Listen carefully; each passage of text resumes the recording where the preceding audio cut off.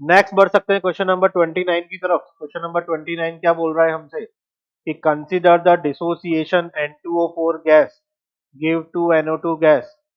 If we start with n node moles of N2O4 gas, then the extent of the reaction is given by। ठीक है, consider the dissociation N2O4 gas give to NO2 gas।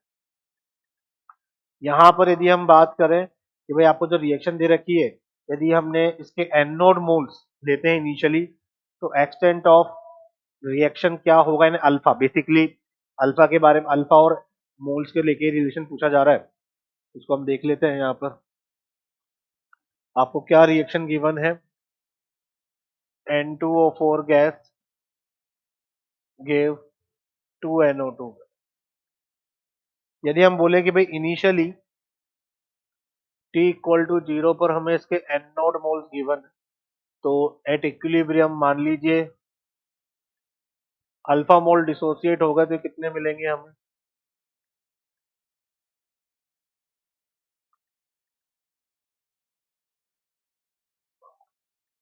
n node minus, ये तो क्योंकि basically देखो initially यदि हम 1 लेके चलते तो 1 की कितना आता, 1 माइनस अल्फा। ठीक है, और ये कितना मिलता हमें, 2 अल्फा मोल मिलते हैं। अब यहाँ पे हमें दे कितने रखे हैं इनिशियली मोल, एन नोड मानने को बोला कि N2O4 के इनिशियल मोल कितने हैं, एन नोड मोल्स है। अब इनिशियली एन नोड मोल्स है, और फिर हमसे कहानी को लेके पूछी जा रही है कहानी, तो हमने यहाँ पे लिख दिया कि भाई इनिशियली एन नोड, ये कितने मिलेंगे हमें, एन नोड माइनस अल्फा, तो ये कितने मिलेंगे हमें, 2 अल्फा। हमें कितने मिलेंगे, 2 अल्फा। ठीक, अब यदि हम यहाँ पे देखें कि भाई टोटल मोल एट इक्विलिब्रियम कितना हो गया,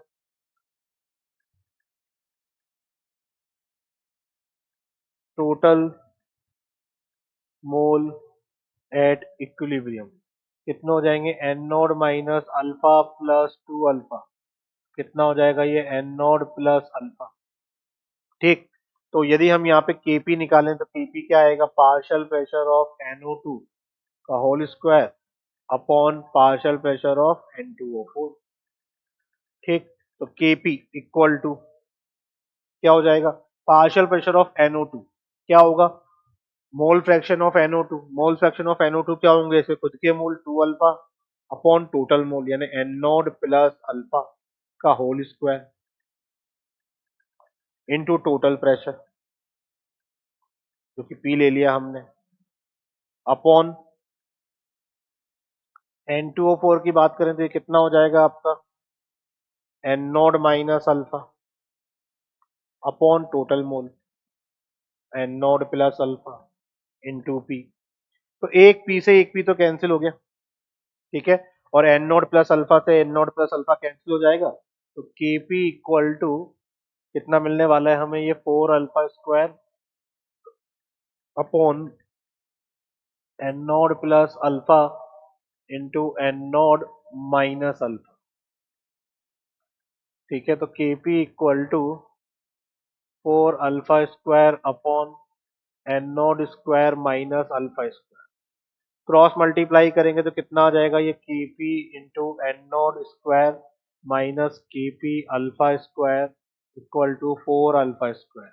इसको साइड ले जाते हैं तो K P into N node square equal to alpha square common ले लीजिए, कितना आ जाएगा, के पी प्लस 4।